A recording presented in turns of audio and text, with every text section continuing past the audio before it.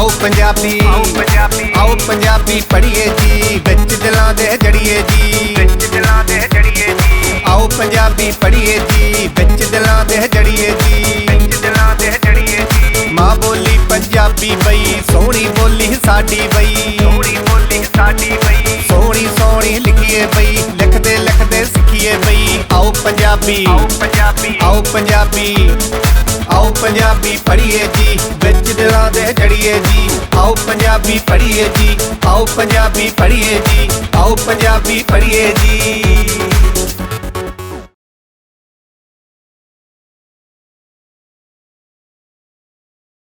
जे कुछ लोचे मन विच सजना, जे कुछ लोचे मन विच सजना, उद्यम करी गरू। बिन उद्यम हथ सखणे रहसन, उद्यम थी भरपूर। जे कुछ लोचे मन विच सजना, उद्यम करी गरूर। बिन उद्यम हथ सखणे रहसन, उद्यम थी भरपूर। प्यारे विद्यार्थियों, प्यार भरी सत श्री अकाल। ਇਹ ਜੋ ਗੀਤ ਮੈਂ ਤੁਹਾਡੇ ਨਾਲ ਗਾ ਕੇ ਸਾਂਝਾ ਕਰ ਰਿਹਾ ਸੀ, ਇਹ ਤੁਹਾਡੀ ਪੰਜਾਬ ਸਕੂਲ ਸਿੱਖਿਆ ਬੋਰਡ ਦੀ 8ਵੀਂ ਜਮਾਤ ਦੀ ਪੁਸਤਕ ਦੇ ਵਿੱਚ ਦਰਜ ਹੈ, ਜਿਸ ਦਾ ਨਾਮ ਹੈ ਉਦਮ ਕਰੀ ਜ਼ਰੂਰ। ਇਸ ਦੀ ਰਚਨਾ ਕੀਤੀ ਹੈ, ਇਸ ਨੂੰ ਲਿਖਿਆ ਹੈ ਬਲਦੇਵ ਢਾਲੀਵਾਲ ਜੀ ਨੇ। ਪਿਆਰੇ ਵਿਦਿਆਰਥੀਓ, ਜਿਵੇਂ ਕਿ ਸਾਡੇ ਵਡੇਰੇ, ਸਾਡੇ ਅਧਿਆਪਕ, ਸਾਡੇ ਮਾਤਾ ਪਿਤਾ ਹਮੇਸ਼ਾ ਹੀ ਸਾਨੂੰ ਉਦਮ ਕਰਨ ਦੀ, ਹਿੰਮਤ ਕਰਨ ਦੀ ਹਮੇਸ਼ਾ ਹੀ ਸਿੱਖਿਆ ਦਿੰਦੇ ਨੇ। ਜਿਵੇਂ ਸਾਡਾ ਇੱਕ ਬਹੁਤ ਪ੍ਰਸਿੱਧ ਕਵੀ ਹੈ ਹਾਸ਼ਮ, ਉਹ ਲਿਖਦਾ ਹੈ, ਹਾਸ਼ਮ ਫਤਿਹ ਨਸੀਬ ਤਿਨਾ ਜਿੰਨਾ ਹਿੰਮਤ ਯਾਰ ਬਣਾਇਆ ਈ। ਸੋ ਇੱਕ ਹੋਰ ਮੁਹਾਵਰਾ ਹੈ, ਉਦਮ ਅੱਗੇ ਲక్ష్ਮੀ ਪੱਖੇ ਅੱਗੇ ਪੌਣ।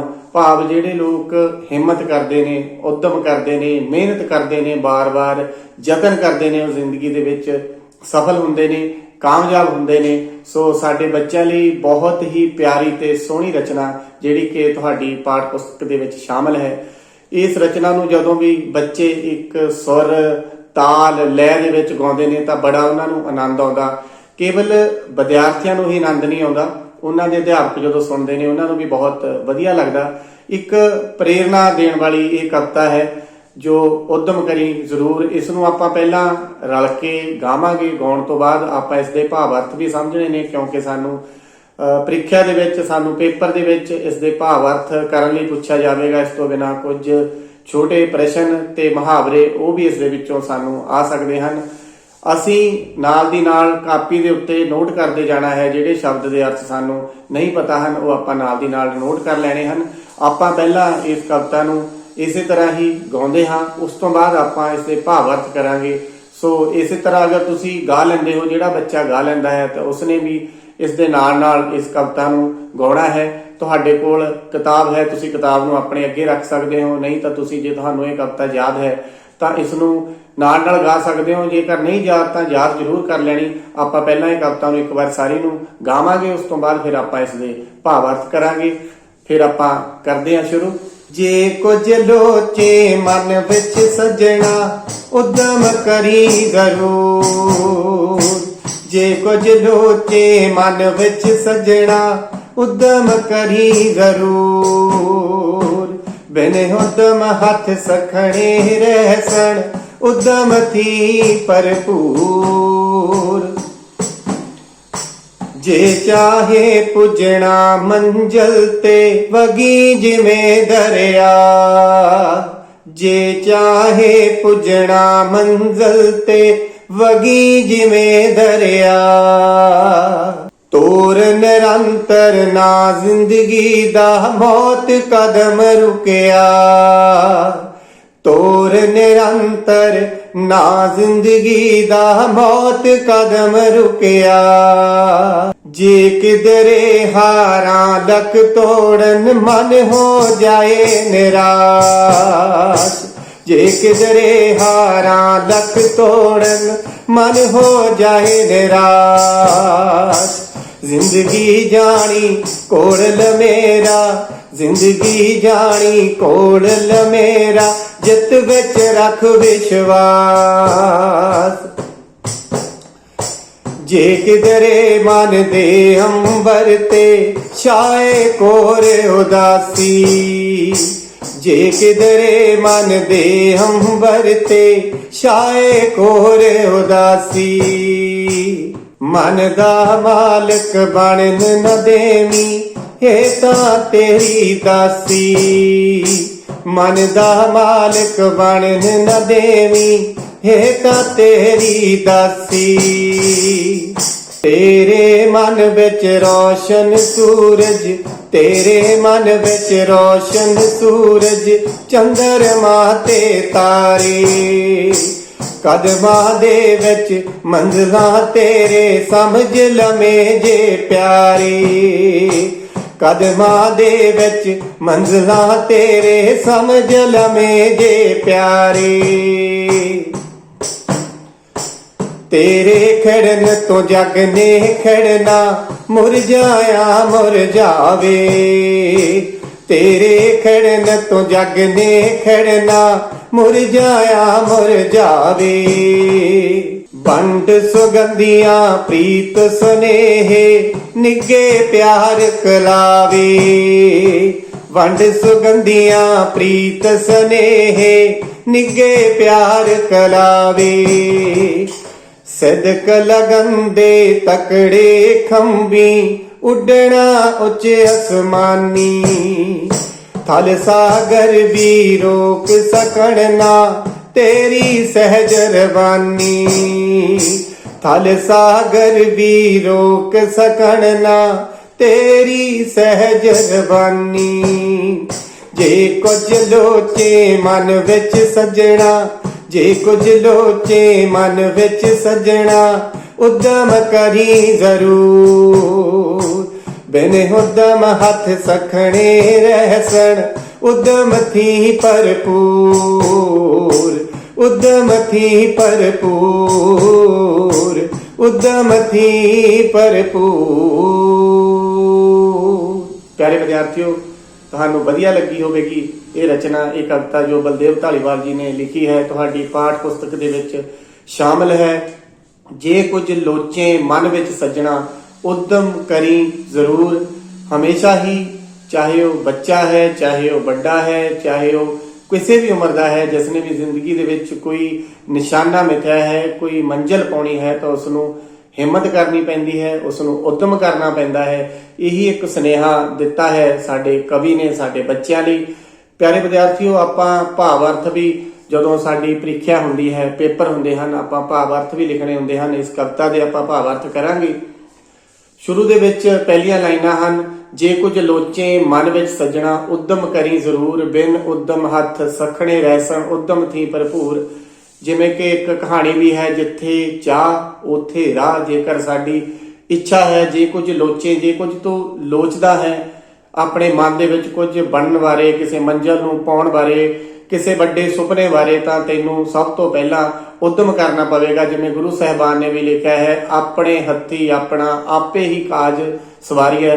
ਸੋ ਸਭ ਤੋਂ ਪਹਿਲਾਂ ਸਾਨੂੰ ਆਪ ਉਦਮ ਕਰਨਾ ਪਵੇਗਾ, ਹਿੰਮਤ ਕਰਨੀ ਪਵੇਗੀ। ਬਿਨ ਉਦਮ ਹੱਥ ਸਖਣੇ ਰਹਿਸਣ, ਜੇ ਅਸੀਂ ਉਦਮ ਨਹੀਂ ਕਰਾਂਗੇ, ਹਿੰਮਤ ਨਹੀਂ ਕਰਾਂਗੇ, ਮਿਹਨਤ ਨਹੀਂ ਕਰਾਂਗੇ, ਤਾਂ ਸਾਡੇ ਹੱਥ ਨੇ ਜਿਹੜੇ ਉਹ ਖਾਲੀ ਰਹਿ ਜਾਣਗੇ। ਜਿਹੜੇ ਅਸੀਂ ਇਕੱਲੇ ਸੁਪਨੇ ਹੀ ਲੈਂਦੇ ਰਹਾਂਗੇ, ਅਸੀਂ ਉਸ ਤੇ ਕੰਮ ਨਹੀਂ ਕਰਾਂਗੇ। ਜੇ ਕੋਈ ਬੱਚਾ ਇਹ ਸੋਚਦਾ ਹੈ ਕਿ ਮੈਂ 100 ਵਿੱਚੋਂ 100 ਨੰਬਰ ਲੈਣੇ ਹਨ ਜਾਂ 150 ਵਿੱਚੋਂ 150 ਨੰਬਰ ਲੈਣੇ ਹਨ, ਤਾਂ ਉਸ ਬੱਚੇ ਦੇ ਨੰਬਰ ਉਦੋਂ ਹੀ ਇੰਨੇ ਆਉਣਗੇ ਜੇਕਰ ਉਹ ਬੱਚਾ ਮਿਹਨਤ ਕਰੇਗਾ। ਇਸੇ ਤਰ੍ਹਾਂ ਹੀ ਕਵੀ ਨੇ ਸਾਨੂੰ ਇਹ ਕਿਹਾ ਹੈ ਕਿ ਜੇਕਰ ਅਸੀਂ ਉਦਮ ਕਰਾਂਗੇ, ਹਿੰਮਤ ਕਰਾਂਗੇ, ਮਿਹਨਤ ਕਰਾਂਗੇ, ਚਾਅ ਨਾਲ ਕੰਮ ਕਰਾਂਗੇ, ਤਾਂ ਜੋ ਸਾਡੇ ਮਨ ਦਾ ਸੁਪਨਾ ਹੋਵੇਗਾ ਉਹ ਪੂਰਾ ਹੋਵੇਗਾ।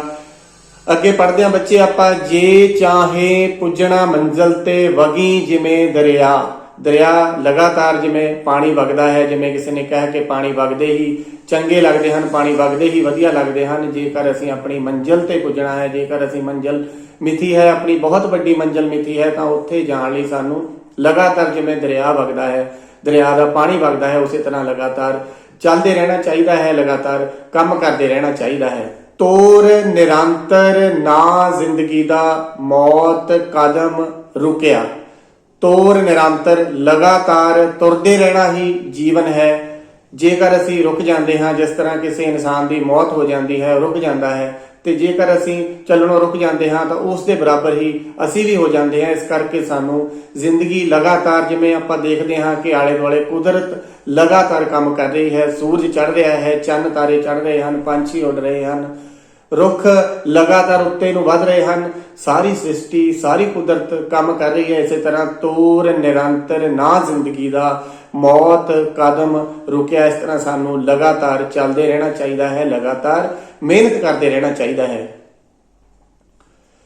ਜੇ ਕਿਧਰੇ ਹਾਰਾਂ ਲੱਕ ਤੋੜਨ ਮਨ ਹੋ ਜਾਏ ਨਿਰਾਸ਼। ਕਈ ਵਾਰ ਜ਼ਿੰਦਗੀ ਵਿੱਚ ਨਿਰਾਸ਼ਾ ਦਾ ਜਾਂ ਹਾਰ ਦਾ ਵੀ ਸਾਹਮਣਾ ਕਰਨਾ ਪੈ ਸਕਦਾ ਹੈ। ਕਵੀ ਨੇ ਸਾਨੂੰ ਕੀ ਸੁਨੇਹਾ ਦਿੱਤਾ ਹੈ ਕਿ ਜੇਕਰ ਕਿਸੇ ਮੌਕੇ ਅਸੀਂ ਮਿਹਨਤ ਕੀਤੀ ਜਾਂ ਮਿਹਨਤ ਘੱਟ ਕੀਤੀ, ਅਸੀਂ ਸਫਲ ਨਹੀਂ ਹੋ ਸਕੇ, ਬੇਸ਼ੱਕ ਉਹਦੇ ਵਿੱਚ ਸਾਡੀ ਗਲਤੀ ਨਹੀਂ ਵੀ ਆ, ਤਾਂ ਫਿਰ ਵੀ ਅਸੀਂ ਬਾਰ-ਬਾਰ ਮਿਹਨਤ ਕਰਨ ਦਾ, ਬਾਰ-ਬਾਰ ਅੱਗੇ ਵਧਣ ਦਾ ਜੋ ਆਪਣਾ ਸੰਕਲਪ ਹੈ ਉਸ ਨੂੰ ਜਾਰੀ ਰੱਖਣਾ ਹੈ।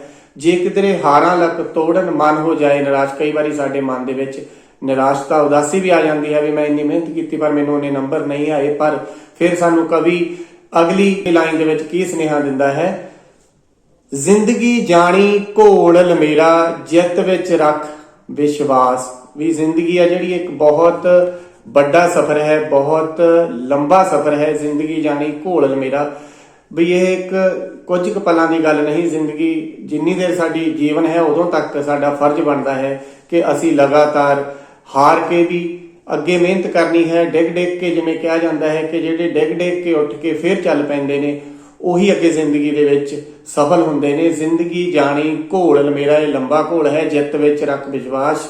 ਜੇਕਰ ਤੂੰ ਮਿਹਨਤ ਕਰੇਗਾ ਤਾਂ ਇਹ ਵਿਸ਼ਵਾਸ ਰੱਖ ਕਿ ਇੱਕ ਦਿਨ ਤੇਰੀ ਜਿੱਤ ਜ਼ਰੂਰ ਹੋਵੇਗੀ। ਸਾਡੇ ਜੀਵਨ ਦੇ ਵਿੱਚ ਅਸੀਂ ਬਹੁਤ ਸਾਰੀਆਂ ਇਸ ਤਰ੍ਹਾਂ ਦੀਆਂ ਕਹਾਣੀਆਂ, ਇਸ ਤਰ੍ਹਾਂ ਦੀਆਂ ਬਹੁਤ ਗੱਲਾਂ ਉਹਨਾਂ ਲੋਕਾਂ ਬਾਰੇ ਸੁਣਦੇ ਹਾਂ, ਜਾਣਦੇ ਹਾਂ ਜਿਨ੍ਹਾਂ ਨੇ ਜ਼ਿੰਦਗੀ ਦੇ ਵਿੱਚ ਬਾਰ-ਬਾਰ ਮਿਹਨਤ ਕੀਤੀ। ਬੇਸ਼ੱਕ ਪਹਿਲਾਂ ਉਹ ਬਹੁਤ ਨਿਰਾਸ਼ ਹੋਏ, ਫੇਲ ਹੋਏ, ਪਰ ਆਖਰ ਤੇ ਉਹੀ ਬੱਚਾ ਤੇ ਉਹੀ ਵੱਡਾ ਜਿੱਤਦਾ ਹੈ ਜਿਹੜਾ ਲਗਾਤਾਰ ਮਿਹਨਤ ਕਰਦਾ ਰਹਿੰਦਾ ਹੈ, ਜਿਹੜਾ ਲਗਾਤਾਰ ਡਟਿਆ ਰਹਿੰਦਾ ਹੈ। ਇਸੇ ਤਰ੍ਹਾਂ ਹੀ ਅਸੀਂ ਲਗਾਤਾਰ ਮਿਹਨਤ ਕਰਦੇ ਜਾਣਾ ਹੈ ਤੇ ਅੱਗੇ ਵਧਦੇ ਜਾਣਾ ਹੈ। ਜੇ ਕਿਧਰੇ ਮਨ ਦੇ ਅੰਬਰ ਤੇ ਛਾਏ ਘੋਰ ਉਦਾਸੀ, ਮਨ ਦਾ ਮਾਲਕ ਬਣ ਨਾ ਦੇਵੀਂ, ਇਹ ਤਾਂ ਤੇਰੀ ਦਾਸੀ। ਜਿਵੇਂ ਸਾਡੇ ਗੁਰੂ ਸਾਹਿਬਾਨ ਨੇ ਵੀ, ਗੁਰੂ ਨਾਨਕ ਦੇਵ ਜੀ ਨੇ ਵੀ ਮਨ ਜੀਤੈ ਜਗ ਜੀਤ ਜਪਜੀ ਸਾਹਿਬ ਜੀ ਦੇ ਵਿੱਚ ਲਿਖਿਆ ਹੈ। ਇਸੇ ਤਰ੍ਹਾਂ ਹੀ ਕਵੀ ਨੇ ਕਿਹਾ ਹੈ ਕਿ ਜੇ ਕਿਤੇ ਮਨ ਦੇ ਵਿੱਚ ਥੋੜੀ ਬਹੁਤੀ ਵੀ ਉਦਾਸੀ ਜਾਂ ਨਿਰਾਸ਼ਤਾ ਆ ਜਾਵੇ ਤਾਂ ਉਸ ਵੇਲੇ ਘਬਰਾਉਣਾ ਨਹੀਂ, ਉਸ ਵੇਲੇ ਵਿਚਾਰ ਕਰਨਾ ਹੈ, ਉਸ ਦਾ ਅਸੀਂ ਸਾਹਮਣਾ ਕਰਨਾ ਹੈ। ਜੇ ਕਿਧਰੇ ਮਨ ਦੇ ਅੰਬਰ ਤੇ ਛਾਏ ਘੋਰ ਉਦਾਸੀ, ਮਨ ਦਾ ਮਾਲਕ ਬਣ ਨਾ ਦੇਵੀਂ, ਇਹ ਤਾਂ ਤੇਰੀ ਦਾਸੀ। ਦਾਸੀ ਮਤਲਬ ਇਹ ਤੇਰੀ ਗੁਲਾਮ। ਆਪਣੇ ਮਨ ਦੇ ਉੱਤੇ ਅਸੀਂ ਕਾਬੂ ਰੱਖਣਾ ਹੈ, ਮਨ ਨੂੰ ਤਕੜਾ ਕਰਕੇ ਰੱਖਣਾ ਹੈ, ਮਨ ਨੂੰ ਕਿਹੜਾ ਕਰਕੇ ਰੱਖਣਾ ਹੈ। ਮਨ ਨੂੰ ਤਕੜਾ ਕਰਨ ਦੇ ਲਈ ਜਿਸ ਤਰ੍ਹਾਂ ਕਿ ਅਸੀਂ ਆਪਣੇ ਅਧਿਆਪਕ ਸਾਹਿਬਾਨ ਤੋਂ ਬਹੁਤ ਵਧੀਆ ਕਹਾਣੀਆਂ, ਬਹੁਤ ਵਧੀਆ ਗੱਲਾਂ, ਬਹੁਤ ਵਧੀਆ ਵਿਚਾਰ ਸੁਣਦੇ ਹਾਂ, ਉਹ ਵਿਚਾਰ ਸਾਡੇ ਮਨ ਨੂੰ ਤਕੜਾ ਕਰਨ ਲਈ ਬਹੁਤ ਵਧੀਆ ਹੁੰਦੇ ਹਨ। ਇਸੇ ਤਰ੍ਹਾਂ ਹੀ ਉਹਨਾਂ ਦੋਸਤਾਂ ਨਾਲ ਹੀ ਦੋਸਤੀ ਪਾਉਣੀ ਹੈ ਜਿਹੜੇ ਸਾਡੇ ਮਨ ਨੂੰ ਹੌਸਲਾ ਦੇਣ, ਜਿਹੜੇ ਸਾਡਾ ਹਮੇਸ਼ਾ ਹੀ ਹੌਸਲਾ ਵਧਾਉਂਦੇ ਰਹਿਣ। ਜਿਵੇਂ ਕਿ ਸਾਡੇ ਗੁਰੂ ਸਾਹਿਬਾਨ ਨੇ ਸਾਨੂੰ ਦੱਸਿਆ ਹੈ, ਨਾਨਕ ਨਾਮ ਚੜ੍ਹਦੀ ਕਲਾ ਤੇਰੇ ਭਾਣੇ, ਸਰਬੱਤ ਦਾ ਭਲਾ। ਭਾਵ ਅਸੀਂ ਆਪਣੇ ਮਨ ਦੇ ਵਿੱਚ ਚੜ੍ਹਦੀ ਕਲਾ ਵਾਲੇ ਜਿਹੜੇ ਨੇ ਵਿਚਾਰ ਨੇ ਉਹ ਹਮੇਸ਼ਾ ਹੀ ਰੱਖਣੇ ਹਨ। ਤੇਰੇ ਮਨ ਵਿੱਚ ਰੌਸ਼ਨ ਸੂਰਜ, ਚੰਦਰਮਾ ਤੇ ਤਾਰੇ। ਜਿਸਨੇ ਮਨ ਨੂੰ ਜਿੱਤ ਲਿਆ, ਜਿਸਨੇ ਮਨ ਦੇ ਵਿੱਚ ਜੋ ਅਸੀਂ ਸੁਪਨੇ ਸਿਰਜੇ ਹਨ ਉਹਨਾਂ ਨੂੰ ਸਮਝ ਲਿਆ। ਕਵੀ ਕਹਿੰਦਾ ਹੈ ਕਿ ਤੇਰੇ ਮਨ ਦੇ ਵਿੱਚ ਰੌਸ਼ਨ ਸੂਰਜ, ਚੰਦਰਮਾ ਤੇ ਤਾਰੇ, ਤੇਰੇ ਮਨ ਦੇ ਵਿੱਚ ਅਨੇਕਾਂ ਰੋਸ਼ਨੀਆਂ ਨੇ, ਅਨੇਕਾਂ ਚੰਨ ਨੇ, ਅਨੇਕਾਂ ਤਾਰੇ ਨੇ, ਅਨੇਕਾਂ ਚਾਨਣ ਨੇ, ਅਨੇਕਾਂ ਗਿਆਨ ਦੇ ਬੀਜ ਨੇ, ਅਨੇਕਾਂ ਫੁੱਲ ਨੇ, ਅਨੇਕਾਂ ਖੁਸ਼ਬੂਆਂ ਨੇ। ਬਸ ਇਹਨਾਂ ਨੂੰ ਸਮਝਣ ਦੀ ਲੋੜ ਹੈ। ਜਦੋਂ ਤੂੰ ਆਪਣੇ ਆਪ ਦੇ ਇਹਨਾਂ ਨੂੰ ਪਛਾਣ ਲਿਆ, ਆਪਣੇ ਆਪ ਨੂੰ ਸਮਝ ਲਿਆ, ਤਾਂ ਕੋਈ ਵੀ ਨਿਰਾਸ਼ਤਾ ਜਿਹੜੀ ਆ ਤੈਨੂੰ ਕਦੇ ਵੀ ਨਿਰਾਸ਼ ਨਹੀਂ ਕਰ ਸਕਦੀ। ਕਦਮਾਂ ਦੇ ਵਿੱਚ ਮੰਜ਼ਿਲਾਂ ਤੇਰੇ, ਸਮਝ ਲਵੇਂ ਜੇ ਪਿਆਰੇ। ਕਦਮਾਂ ਦੇ ਵਿੱਚ ਮੰਜ਼ਿਲਾਂ ਤੇਰੇ, ਸਮਝ ਲਵੇਂ ਜੇ ਪਿਆਰੇ। ਜਿੰਨੇ ਵੀ ਲੋਕ ਸਫਲ ਹੋਏ ਨੇ ਕਿਸੇ ਵੀ ਖੇਤਰ ਦੇ ਵਿੱਚ, ਭਾਵੇਂ ਵਿਗਿਆਨ ਦੇ ਖੇਤਰ ਵਿੱਚ, ਭਾਵੇਂ ਸਾਹਿਤ ਦੇ ਖੇਤਰ ਵਿੱਚ, ਕਿਸੇ ਵੀ ਖੇਤਰ ਵਿੱਚ ਜਿਹੜੇ ਬੱਚੇ ਜਾਂ ਜਿਹੜੇ ਲੋਕ ਅੱਗੇ ਵੱਧ ਕੇ ਪ੍ਰਸਿੱਧ ਹੋਏ ਨੇ ਜਾਂ ਸਫਲ ਹੋਏ ਨੇ, ਜਿਨ੍ਹਾਂ ਨੇ ਸਮਝ ਲਿਆ, ਤਾਂ ਜਿਹੜੀ ਜਿੱਤ ਹੈ, ਜਿਹੜੀ ਮੰਜ਼ਿਲ ਹੈ, ਉਹ ਸਾਡੇ ਕਦਮਾਂ ਦੇ ਵਿੱਚ ਆ ਕੇ ਆਪਣੇ ਆਪ ਟਿਕਦੀ ਹੈ। ਆਪਣੇ ਆਪ ਸਾਡੇ ਕੋਲੋਂ ਮੰਜ਼ਿਲ ਚੱਲ ਕੇ ਆਉਂਦੀ ਹੈ। ਜਦੋਂ ਅਸੀਂ ਮੰਜ਼ਿਲ ਵੱਲ ਨੂੰ ਪੂਰੀ ਲਗਨ ਨਾਲ ਪੂਰੀ ਮਿਹਨਤ ਨਾਲ ਚੱਲਦੇ ਹਾਂ। ਇਸ ਕਰਕੇ ਸਾਨੂੰ ਬਾਰ-ਬਾਰ ਮਿਹਨਤ ਕਰਨੀ ਚਾਹੀਦੀ ਹੈ, ਅੱਗੇ ਵਧਣਾ ਚਾਹੀਦਾ ਹੈ। ਜਿਹੜੀ ਵੀ ਸਾਡੀ ਮੰਜ਼ਿਲ ਹੈ, ਜਿਹੜਾ ਵੀ ਸਾਡਾ ਸੁਪਨਾ ਹੈ, ਉਹ ਆਪਣੇ ਆਪ ਸਾਡੀ ਮਿਹਨਤ ਦੇ ਨਾਲ ਪੂਰਾ ਹੋ ਸਕਦਾ ਹੈ। ਤੇਰੇ ਖਿੜਨ ਤੋਂ ਜੱਗ ਨੇ ਖਿੜਨਾ, ਮੁਰਝਾਇਆ ਮੁਰਝਾਵੇ। ਜਿਵੇਂ ਕਿਹਾ ਜਾਂਦਾ ਹੈ ਕਿ ਜੇ ਇਨਸਾਨ ਹੱਸਦਾ ਹੈ ਤਾਂ ਸਾਰੀ ਦੁਨੀਆ ਉਸਦੇ ਵੱਲ ਆਉਂਦੀ ਹੈ, ਸਾਰੀ ਦੁਨੀਆ ਉਸਦੇ ਨਾਲ ਹੱਸਦੀ ਆ। ਤੇ ਜੇਕਰ ਕੋਈ ਆਪਾਂ ਗੱਲ ਕਰੀਏ ਵੀ ਕਿਸੇ ਦਾ ਉਦਾਸਿਆ ਚਿਹਰਾ ਹੈ ਜਾਂ ਬਹੁਤ ਰੋਣ ਵਾਲਾ ਚਿਹਰਾ ਹੈ, ਉਸਦੇ ਜ਼ਿਆਦਾ ਮਿੱਤਰ ਨਹੀਂ ਹੁੰਦੇ। ਇਸ ਕਰਕੇ ਕਿਹਾ ਜਾਂਦਾ ਹੈ ਕਿ ਦੁਨੀਆ ਤੇ ਹਾਸਾ ਵਿਕਦਾ ਹੈ, ਮਤਲਬ ਹਾਸੇ ਨੂੰ ਸਾਰੇ ਲੋਕ ਅਸੀਂ ਪਸੰਦ ਕਰਦੇ ਹਾਂ। ਇਸੇ ਤਰ੍ਹਾਂ ਹੀ ਕਵੀ ਕਹਿ ਰਿਹਾ ਕਿ ਜੇਕਰ ਤੂੰ ਖਿੜਿਆ ਹੋਇਆ ਫੁੱਲ ਹੈ ਤਾਂ ਸਾਰੀ ਦੁਨੀਆ ਤੇਰੇ ਨਾਲ ਖਿੜੇਗੀ। ਜਿਵੇਂ ਅਸੀਂ ਖਿੜੇ ਹੋਏ ਫੁੱਲਾਂ ਦੇ ਕੋਲ ਜਾਂਦੇ ਹਾਂ, ਜੇਕਰ ਤੂੰ ਚੜ੍ਹਦੀ ਕਲਾ ਵਿੱਚ ਰਹਿਣ ਵਾਲਾ ਹੈ, ਖੁਸ਼ ਮਿਜਾਜ ਬੱਚਾ ਹੈ, ਖੁਸ਼ ਮਿਜਾਜ ਵਿਦਿਆਰਥੀ ਹੈ, ਖੁਸ਼ ਰਹਿਣ ਵਾਲਾ ਹੈ, ਚੰਗੇ ਵਿਚਾਰਾਂ ਵਾਲਾ ਹੈ, ਤਾਂ ਤੇਰੇ ਖਿੜਨ ਤੇ ਜੱਗ ਨੇ ਖਿੜਨਾ। ਜਦੋਂ ਤੂੰ ਆਪ ਖਿੜਿਆ ਹੋਵੇਗਾ ਤਾਂ ਸਾਰੀ ਦੁਨੀਆ ਖਿੜੀ ਹੋਵੇਗੀ, ਸਾਰੀ ਦੁਨੀਆ ਤੇਰੇ ਕੋਲ ਆਵੇਗੀ। ਜੇਕਰ ਤੂੰ ਆਪ ਮੁਰਝਾਇਆ ਹੋਇਆ ਚਿਹਰਾ, ਉਦਾਸੀ ਵਾਲਾ ਜਾਂ ਰੋਣ ਵਾਲਾ ਚਿਹਰਾ ਬਣਾਇਆ ਹੋਇਆ ਹੈ ਤਾਂ ਉਸ ਦੇ ਨਾਲ ਤੇਰਾ ਆਲਾ ਦੁਆਲਾ ਵੀ ਉਸੇ ਤਰ੍ਹਾਂ ਦਾ ਹੋ ਜਾਵੇਗਾ। ਸੋ ਇਸ ਕਰਕੇ ਕਵੀ ਸਾਨੂੰ ਇਹ ਸਮਝਾ ਰਹੇ ਹਨ ਕਿ ਜਿਸ ਤਰ੍ਹਾਂ ਦਾ ਸਾਡਾ ਮਨ ਹੁੰਦਾ ਹੈ, ਜਿਸ ਤਰ੍ਹਾਂ ਦਾ ਸਾਡਾ ਸੁਭਾਅ ਹੁੰਦਾ ਹੈ, ਉਸੇ ਤਰ੍ਹਾਂ ਦੇ ਹੀ ਅਸੀਂ ਬਣ ਜਾਂਦੇ ਹਾਂ। ਅਸੀਂ ਕੋਈ ਵੀ ਸੁਪਨਾ ਆਪਣੇ ਅੰਦਰ ਲਿਆ ਹੈ, ਜਿਸ ਤਰ੍ਹਾਂ ਦਾ ਵੀ ਸੁਪਨਾ ਲਿਆ ਹੈ, ਜੇਕਰ ਅਸੀਂ ਸੱਚੇ ਦਿਲੋਂ ਸੁਪਨਾ ਲੈਂਦੇ ਹਾਂ, ਮਿਹਨਤ ਕਰਦੇ ਹਾਂ, ਤਾਂ ਕੁਦਰਤ ਵੀ, ਤਾਂ ਸਾਰਾ ਸਮਾਜ ਵੀ, ਆਲਾ ਦੁਆਲਾ ਵੀ ਸਾਡੀ ਫਿਰ ਉਸ ਵੇਲੇ ਸਹਾਇਤਾ ਕਰਦਾ ਹੈ। ਅਸੀਂ ਆਪਣੀ ਮੰਜ਼ਿਲ ਨੂੰ, ਆਪਣੇ ਸੁਪਨੇ ਨੂੰ ਪੂਰਾ ਕਰ ਸਕਦੇ ਹਾਂ। ਵੰਡ ਸੁਗੰਧੀਆਂ ਪ੍ਰੀਤ ਸੁਨੇਹੇ, ਨਿੱਘੇ ਪਿਆਰ ਕਲਾਵੇ।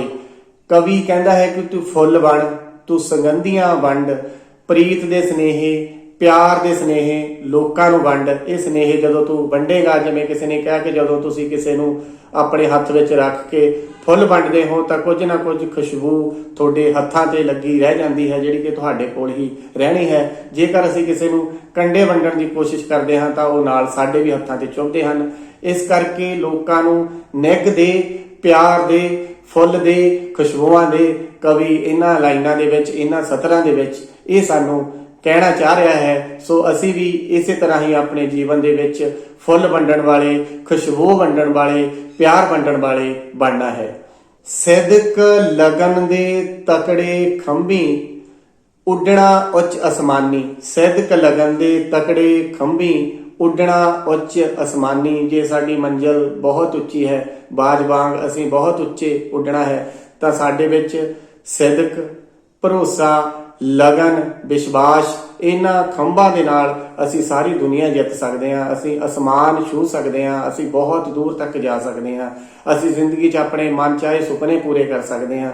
ਜੀਵਨ ਦੇ ਵਿੱਚ ਜੋ ਵੀ ਅਸੀਂ ਚਾਹਿਆ ਹੈ ਉਸ ਨੂੰ ਪੂਰਾ ਕਰ ਸਕਦੇ ਹਾਂ। ਇਸ ਕਰਕੇ ਸਾਨੂੰ ਸਿਦਕ ਦੇ, ਲਗਨ ਦੇ ਜਿਹੜੇ ਆਪਣੇ ਖੰਭ ਨੇ, ਮਤਲਬ ਆਪਣੀ ਸੋਚ ਹੈ, ਆਪਣੇ ਵਿਚਾਰ ਹੈ, ਆਪਣੇ ਕੰਮ ਹੈ, ਇਹਨਾਂ ਖੰਭਾਂ ਨੂੰ ਲਗਾਉਣਾ ਹੈ। ਇਹ ਸਾਡੇ ਜਿਹੜੇ ਕੰਮ ਨੇ, ਇਹੀ ਸਾਡੇ ਖੰਭ ਨੇ। ਜਿਨ੍ਹਾਂ ਕੋਲ ਸਿਦਕ ਦਾ ਖਜ਼ਾਨਾ ਹੁੰਦਾ ਹੈ, ਜਿਨ੍ਹਾਂ ਕੋਲ ਲਗਨ ਹੁੰਦੀ ਹੈ, ਜਿਨ੍ਹਾਂ ਕੋਲ ਇਹੋ ਜਿਹੇ ਤਕੜੇ ਖੰਭ ਹੁੰਦੇ ਹਨ, ਜਿਵੇਂ ਪੰਛੀ ਆਪਣੇ ਖੰਭਾਂ ਨਾਲ ਅਸਮਾਨ ਤੱਕ ਉੱਡਦਾ ਹੈ, ਉਸੇ ਤਰ੍ਹਾਂ ਸਾਡੇ ਕੋਲ ਉੱਡਣ ਵਾਸਤੇ ਸਿਦਕ ਦੇ, ਲਗਨ ਦੇ ਇਹ ਖੰਭ ਨੇ। ਇਹਨਾਂ ਖੰਭਾਂ ਨੂੰ ਆਪਾਂ ਤਕੜੇ ਕਰਨਾ ਹੈ ਤੇ ਅਸਮਾਨ ਨੂੰ ਛੂਹਣਾ ਹੈ, ਸਾਰੀ ਦੁਨੀਆ ਨੂੰ ਅਸੀਂ ਜਿੱਤਣਾ ਹੈ। ਸੋ ਕਵੀ ਸਾਡਾ ਇਸੇ ਤਰ੍ਹਾਂ ਦੀਆਂ ਕਵਿਤਾਵਾਂ ਦੇ ਨਾਲ, ਇਸੇ ਤਰ੍ਹਾਂ ਦੇ ਸ਼ਬਦਾਂ ਦੇ ਨਾਲ ਉਤਸ਼ਾਹ ਵਧਾ ਰਿਹਾ, ਸਾਡੇ ਅੰਦਰ ਜੋਸ਼ ਭਰ ਰਿਹਾ। ਸੋ ਅਸੀਂ ਵੀ ਇਸ ਕਵਿਤਾ ਦਾ ਕੱਲਾ ਸ਼ਬਦ ਆਪਣੇ ਜੀਵਨ ਦੇ ਵਿੱਚ ਜੇ ਧਾਰਨ ਕੀਤਾ ਹੋਵੇਗਾ ਤਾਂ ਕੇਵਲ 8ਵੀਂ ਜਮਾਤ ਵਿੱਚੋਂ ਹੀ ਚੰਗੇ ਨੰਬਰ ਲੈਣ ਦੀ ਗੱਲ ਨਹੀਂ। ਅਸੀਂ ਆਉਣ ਵਾਲੇ ਸਮੇਂ ਵਿੱਚ ਭਾਵੇਂ ਕੋਈ ਵੀ ਕਲਾਸ ਹੋਵੇ, ਕੋਈ ਵੀ ਸਾਡਾ ਪੱਧਰ ਹੋਵੇ, ਅਸੀਂ ਹਰੇਕ ਥਾਂ ਤੇ ਇਹੋ ਜਿਹੇ ਸ਼ਬਦਾਂ ਦੀ ਸੇਧ ਲੈ ਕੇ ਜ਼ਿੰਦਗੀ ਦੇ ਵਿੱਚ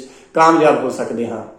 ਥਲ ਸਾਗਰ ਵੀ ਰੋਕ ਸਕਣ ਨਾ, ਤੇਰੀ ਸਹਿਜ ਰਵਾਨੀ। ਥਲ ਸਾਗਰ ਵੀ ਰੋਕ ਸਕਣ ਨਾ, ਤੇਰੀ ਸਹਿਜ ਰਵਾਨੀ। ਥਲ ਭਾਵ ਧਰਤੀ ਤੇ ਰਹਿਣ ਵਾਲੇ ਲੋਕ, ਸਾਗਰ ਭਾਵੇਂ ਸਮੁੰਦਰ ਠਾਠਾਂ ਮਾਰਦਾ ਹੋਵੇ, ਜੇਕਰ ਅਸੀਂ ਨਿਸ਼ਚਿਤ ਕੀਤਾ ਹੋਇਆ ਹੈ ਕਿ ਆਪਣੀ ਮੰਜ਼ਿਲ ਤੇ ਜਾਣਾ ਹੈ, ਆਪਣੇ ਸੁਪਨੇ ਨੂੰ ਪੂਰਾ ਕਰਨਾ ਹੈ, ਫਿਰ ਸਾਡੀ ਰਵਾਨਗੀ, ਫਿਰ ਸਾਡੀ ਤੋਰ, ਫਿਰ ਸਾਡੇ ਅੱਗੇ ਵਧਣ ਨੂੰ ਇਹ ਚੀਜ਼ਾਂ ਕਦੇ ਵੀ ਨਹੀਂ ਰੋਕ ਸਕਦੀਆਂ। ਇਸ ਕਰਕੇ ਕਵੀ ਨੇ ਕਿਹਾ ਹੈ, ਜੇ ਕੁਝ ਲੋਚੇ ਮਨ ਵਿੱਚ ਸੱਜਣਾ, ਉਦਮ ਕਰੀ ਜ਼ਰੂਰ, ਬਿਨ ਉਦਮ ਹੱਥ ਸਖਣੇ ਰਹਿਸਣ, ਉਦਮ ਥੀ ਭਰਪੂਰ। ਸੋ ਬਹੁਤ ਵੱਡਾ ਸੁਨੇਹਾ ਹੈ ਇਸ ਕਵਿਤਾ ਦੇ ਵਿੱਚ ਕਿ ਜੇ ਕੁਝ ਅਸੀਂ ਪਿਆਰੇ ਵਿਦਿਆਰਥੀਓ ਬਣਨਾ ਚਾਹੁੰਦੇ ਹਾਂ, ਜ਼ਿੰਦਗੀ ਦੇ ਵਿੱਚ ਵੱਡੇ ਇਨਸਾਨ ਬਣਨਾ ਹੈ, ਵਧੀਆ ਇਨਸਾਨ ਬਣਨਾ ਹੈ, ਤਾਂ ਸਾਨੂੰ ਆਪਣੇ ਮਨ ਨੂੰ, ਆਪਣੇ ਆਪ ਨੂੰ ਸਮਝਾਉਣਾ ਪਵੇਗਾ, ਸਾਨੂੰ ਮਿਹਨਤ ਕਰਨੀ ਪਵੇਗੀ, ਲਗਾਤਾਰ ਮਿਹਨਤ ਕਰਨੀ ਪਵੇਗੀ। ਸਾਨੂੰ ਇਹ ਜਾਣਨਾ ਪਵੇਗਾ ਕਿ ਇੱਕ ਵਿਦਿਆਰਥੀ ਹੋਣ ਦੇ ਨਾਤੇ ਮੇਰੇ ਕੀ ਫਰਜ਼ ਨੇ, ਇੱਕ ਵਿਦਿਆਰਥੀ ਹੋਣ ਦੇ ਨਾਤੇ ਮੇਰੇ ਲਈ ਸਭ ਤੋਂ ਮੁੱਢਲਾ ਕੰਮ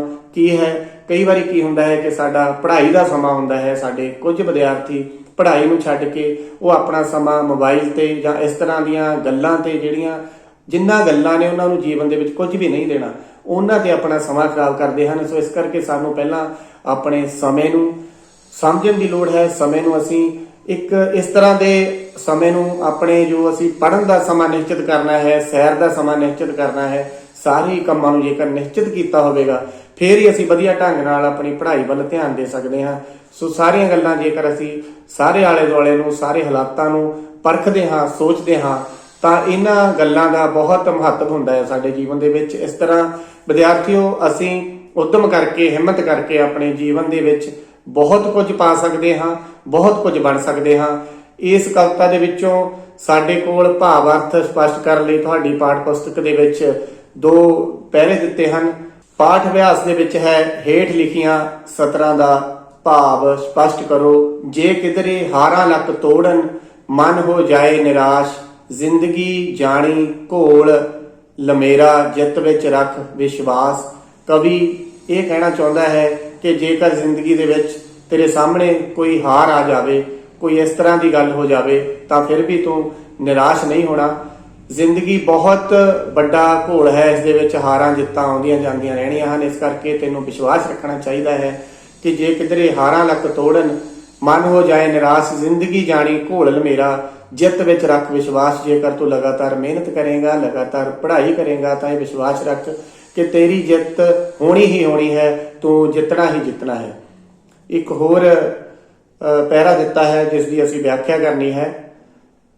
ਸਿਦਕ ਲਗਨ ਦੇ ਤਕੜੇ ਖੰਭੀ, ਉੱਡਣਾ ਉੱਚ ਅਸਮਾਨੀ, ਥਲ ਸਾਗਰ ਵੀ ਰੋਕ ਸਕਣ ਨਾ, ਤੇਰੀ ਸਹਿਜ ਰਵਾਨੀ।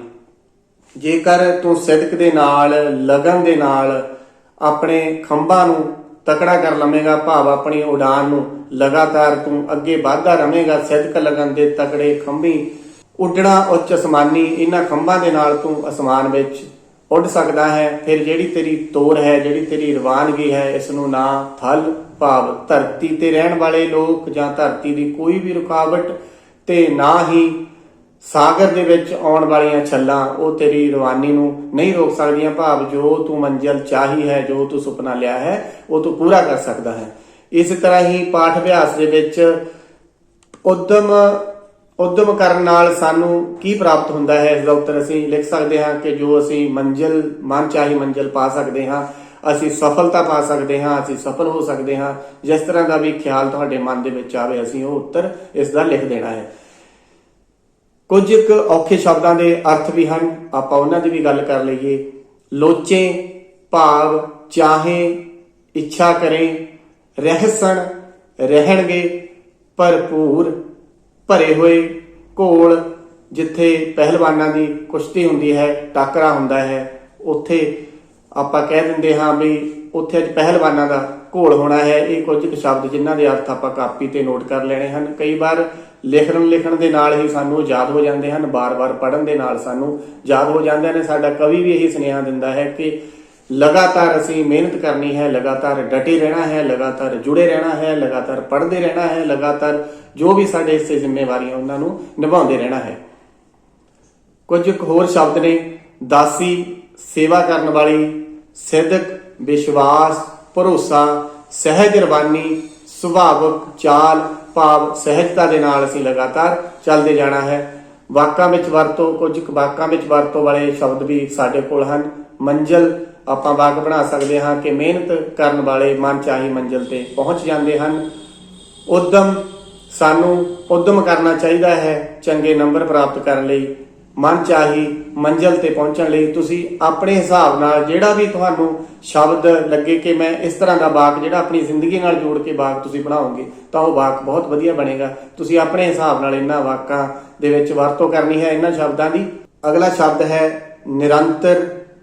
ਆਪਾਂ ਵਾਕ ਬਣਾਵਾਂਗੇ ਜੋ ਨਿਰੰਤਰ ਆਪਣੀ ਮੰਜ਼ਿਲ ਵੱਲ ਨੂੰ ਤੁਰਿਆ ਰਹਿੰਦਾ ਹੈ, ਆਖਰ ਇੱਕ ਦਿਨ ਉਹ ਮੰਜ਼ਿਲ ਪਾ ਲੈਂਦਾ ਹੈ। ਅਗਲਾ ਸ਼ਬਦ ਹੈ ਸੁਗੰਧੀਆਂ। ਸਾਨੂੰ ਫੁੱਲਾਂ ਵਾਂਗ ਸੁਗੰਧੀਆਂ ਵੰਡਣੀਆਂ ਚਾਹੀਦੀਆਂ ਹਨ। ਆਪਾਂ ਇਹ ਵਾਕ ਬਣਾ ਸਕਦੇ ਹਾਂ।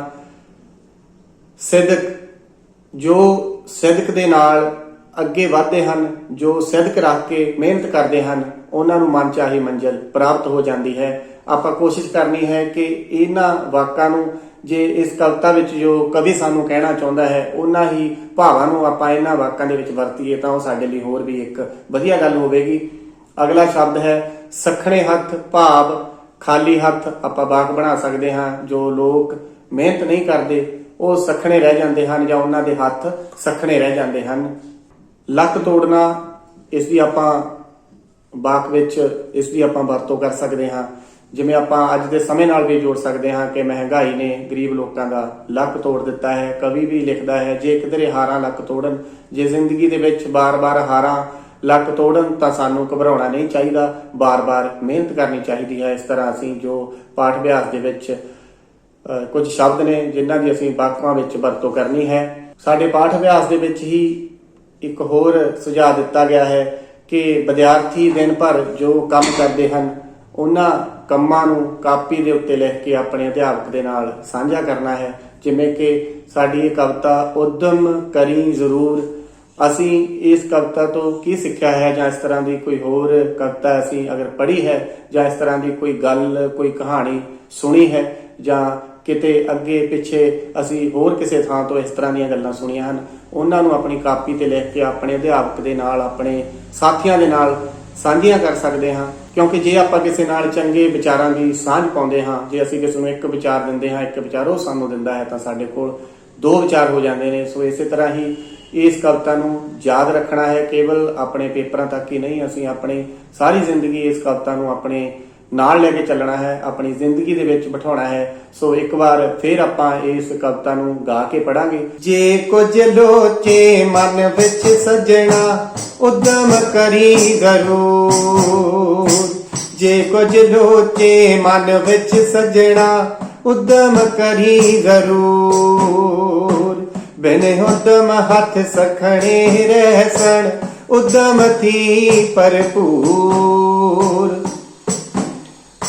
ਜੇ ਚਾਹੇ ਪੁੱਜਣਾ ਮੰਜ਼ਲ ਤੇ, ਵਗੀ ਜਿਵੇਂ ਦਰਿਆ। ਤੋਰ ਨਿਰੰਤਰ ਨਾ ਜ਼ਿੰਦਗੀ ਦਾ, ਮੌਤ ਕਦਮ ਰੁਕਿਆ। ਜੇ ਕਿਧਰੇ ਹਾਰਾਂ ਲੱਕ ਤੋੜਨ, ਮਨ ਹੋ ਜਾਏ ਨਿਰਾਸ਼। ਜ਼ਿੰਦਗੀ ਜਾਣੀ ਕੋਲ ਲਮੇਰਾ, ਜਿੱਤ ਵਿੱਚ ਰੱਖ ਵਿਸ਼ਵਾਸ। ਜੇ ਕਿਧਰੇ ਮਨ ਦੇ ਅੰਬਰ ਤੇ, ਛਾਏ ਕੋਰ ਉਦਾਸੀ। ਮਨ ਦਾ ਮਾਲਕ ਬਣਨ ਨ ਦੇਵੀਂ, ਇਹ ਤਾਂ ਤੇਰੀ ਦਾਸੀ। ਤੇਰੇ ਮਨ ਵਿੱਚ ਰੋਸ਼ਨ ਸੂਰਜ, ਤੇਰੇ ਮਨ ਵਿੱਚ ਰੋਸ਼ਨ ਸੂਰਜ। ਚੰਦਰਮਾ ਤੇ ਤਾਰੇ, ਕਦਮਾਂ ਦੇ ਵਿੱਚ ਮੰਜ਼ਲਾਂ ਤੇਰੇ, ਸਮਝ ਲਵੇਂ ਜੇ ਪਿਆਰੇ।